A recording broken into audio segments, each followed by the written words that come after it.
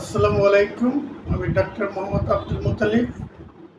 আমার homeopathy channel JM নবজীবন homeopathic চিকিৎসা কেন্দ্রের পক্ষ থেকে দেশ এবং দেশের বাইরের সকলকে জানাই আন্তরিক শুভেচ্ছা।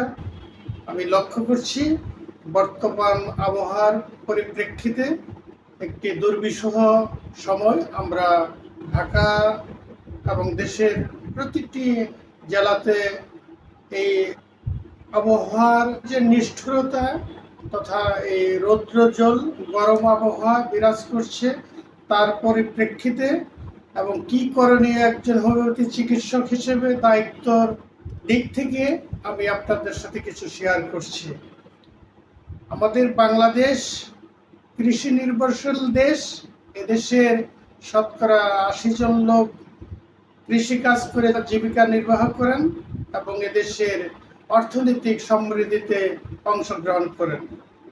এই কথা চিন্তা করে এবং ভেবে আমি একজন হোমিওপ্যাথিক চিকিৎসক হিসেবে আমার দেশের কৃষক ভাইয়েরা এই প্রচণ্ড গরমে মাঠে সোনালি ফসল ফলে আছে, সোনালি ধান বাতাসে দুলছে, এগুলি ঘরে তোলার জন্য এখন আমার দেশের কৃষক ভাইয়েরা এবং কৃষানি মা বোনেরা ঘুম হারাম করে খেয়ে না খেয়ে তারা এই প্রচণ্ড রৌদ্রে কাজ করছে।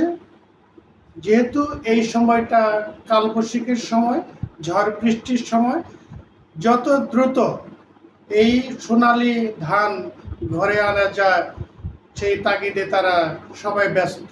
প্রতিটি কাজে, প্রতিটি গ্রামে, প্রতিটি জেলাতে, প্রতিটি শহরে এই সময় আমরা লক্ষ্য করি প্রচণ্ড গরমের মাঝে অনেকে অজ্ঞান হয়ে যায়। কিন্তু আমাদের দেশ শিক্ষার দিক থেকে অনেকটা এগিয়ে গেলেও এখনও আমরা অনেকটা পিছিয়ে আছি, বা অনেকেই এই অসুস্থতা বোধ বা রৌদ্রে কাজ করার ফলে অসুস্থ হয়ে পানি শূন্যতায় বা রক্ত চাপ বেড়ে যাওয়ার ফলে তারা ওর স্যালাইন বা লবণাক্ত পানি বা লবণ দিয়ে তারা স্যালাইন করে খায়। ফলে সুস্থতার চেয়ে অসুস্থতা আরও বেশি হয়, কারণ এই রৌদ্রে রক্তচাপ বেড়ে যায়, মাথা ঘুরে, বমি বমি ভাব হয়।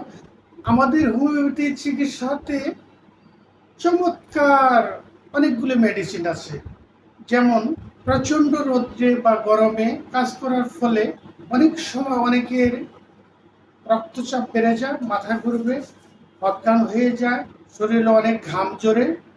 এতে লক্ষণ ভেদে অনেকগুলি ওষুধের মধ্যে আমি একটি ওষুধের নাম বলছি, সেটা হলো গ্লোনোইন, বেলেডোনা, কার্বোভেক্স, ভিরেট্রামেলবাম, চায়না। এগুলি আমরা লক্ষণ ভেদে যদি প্রয়োগ করি তাহলে অতি দ্রুত সময়ের মধ্যে সেটা বিনা কষ্টে স্বল্প ব্যয়ে, যা আমাদের হাতের নাগালে, এই চিকিৎসা সব জায়গায়, সব জেলাতে, প্রতিটি শহরে বা গ্রাম অঞ্চলে বা ইউনিয়নে আছে।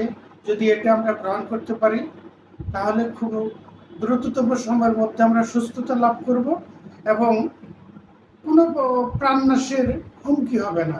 সবার কাছে অনুরোধ করব, এই প্রচণ্ড গরমে কেউ যদি অসুস্থ হয়ে যান দ্রুততম সময়ে একজন হোমিওপ্যাথি চিকিৎসকের পরামর্শক্রমে হোমিওপ্যাথি চিকিৎসা গ্রহণ করুন।